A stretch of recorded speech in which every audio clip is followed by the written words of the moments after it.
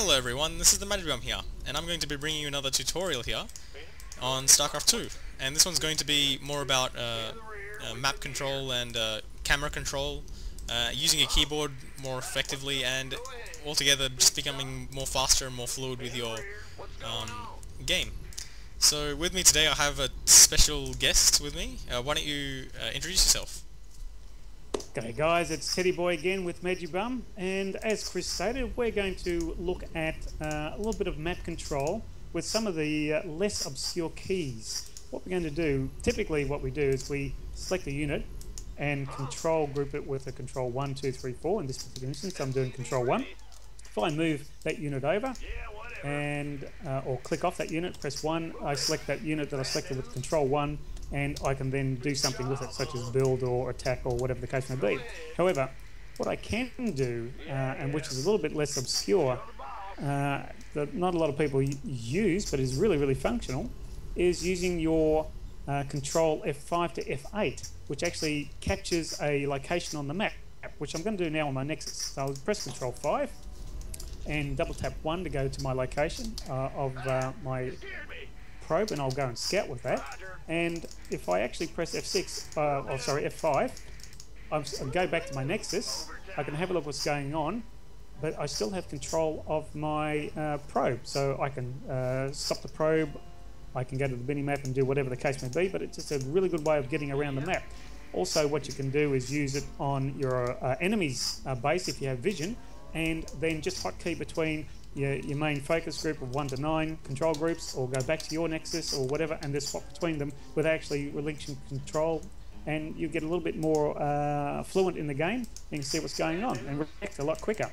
I just find that really useful. Yes, it is.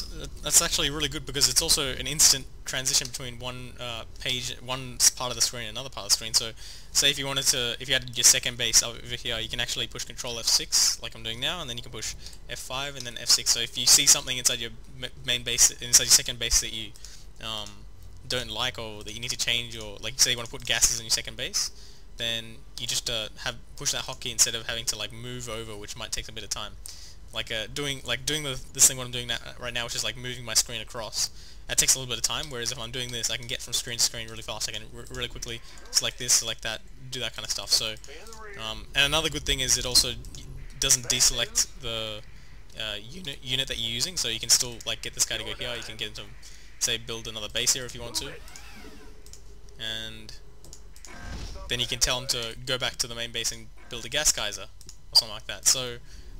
Yeah, it's really a fast way of looking at things, and also what you want to also use is hotkeys as well. Like this is more of a screen lock kind of thing or something like that, where it locks the screen into a certain spot, and it locks the screen there. And then if you wanted to like look at the enemy, you can do the same thing. So yeah, this is a really cool thing that Ted has just showed me here, and hopefully I'll be using this in my game. I'm actually a Zerg player, so this would help me out greatly in being able to do lava injects, just because I can cap my screen at, say, a hatchery there and a hatchery there, and quickly go between buildings and quickly inject. And this should hopefully help save time for not only my game, but hopefully yours. Is there anything else that you wanted to discuss? Just an example from my perspective. If you put the camera on your base, you'll notice that on the top part there's a little drone there. Yep. Now I've hotkeyed that to my F7 key, so I can see what you're doing. Now, providing TheMagiBum doesn't attack me, I've got vision there and I can see what's going on, and hopefully I can react quickly to it while still looking at my base to see if there's anything that needs to be doing. And I've selected my drone to start building all the bits and pieces. So yeah, so it's a really handy thing to get used to. It's subtle, in opposed to using your control 1 to 9, where you're selecting the unit and you're actually controlling that individual unit, in opposed to just quickly looking around the map to see what's going on, so you can get an appraisal and react to something that you may not be aware of.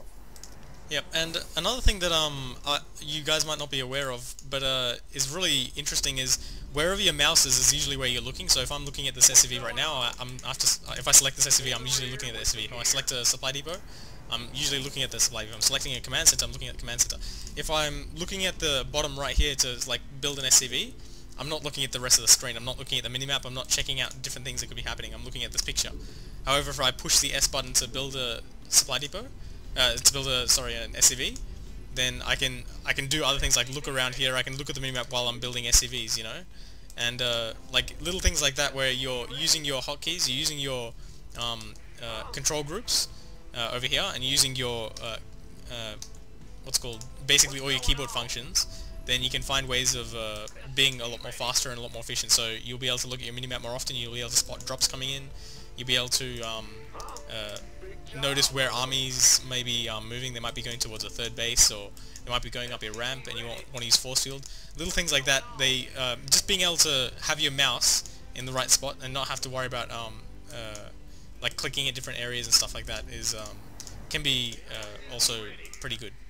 Yeah, so it helps you get around, and also remember that these things are just currently bound to the F5 to F8, but you can change them in the options in the game. Yep. Alright, well I think that's pretty much all we need to discuss when it comes to control groups and hotkeys and all that stuff which comes with keyboards. So thanks for watching, guys, and I hope you enjoyed it. And if you found this to be of useful information to you, then leave a comment and say how it's helped you, I guess, or whatever, I don't know. But yeah, apart from that, thank you for watching, and thanks to Ted for showing me this new thing that I haven't really heard of before, but hopefully I'll be able to use it in the future. Okay guys, see you next time.